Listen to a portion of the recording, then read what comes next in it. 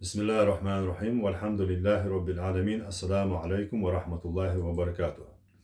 В свете текущих дискуссий о возможном участии Комитета ингушской независимости в различных политических проектах и союзах, руководство КИН считает необходимым обозначить свою позицию. В настоящий момент наша организация находится в процессе становления своей политической субъектности, которая является важнейшим компонентом любой политической структуры. Для того, чтобы представлять интересы своих сторонников в различных коллективных проектах, или в целом быть силой, признанной важным участником жизни общества, недостаточно просто объявить себя представителем народа, президентом или правительством за рубежом, так как подобные манипуляции обесценивают общий характер политической деятельности и превращают ее в глазах людей в профанацию и клоунаду. Политическая весна – это не только время перемен, но, к сожалению, и время появления сорняков, часто именуемых политическими проходимцами. Именно по этой причине руководство КИН с самого начала своей деятельности избегает громких эпитетов и не берет на себя звание голоса всех ингушей, не вступает в союзы и проекты, цели и намерения которых нам до конца не ясны.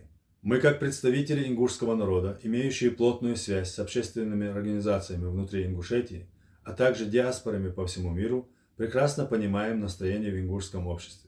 Это требует от нас особой избирательности в вопросах сотрудничества или участия в различных проектах.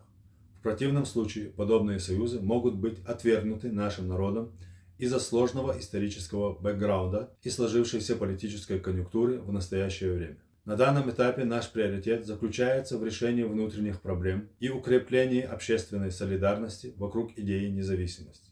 В то же время мы не отрицаем возможной кооперации с иными политическими движениями. Однако решения по вступлению в какие-либо союзы не должны противоречить исламскому праву и становиться помехой в формировании собственной повестки.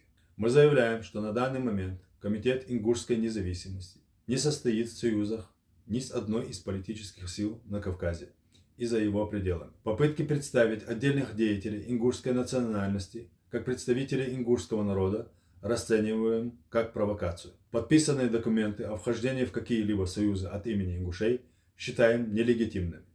С уважением, Комитет ингушской независимости.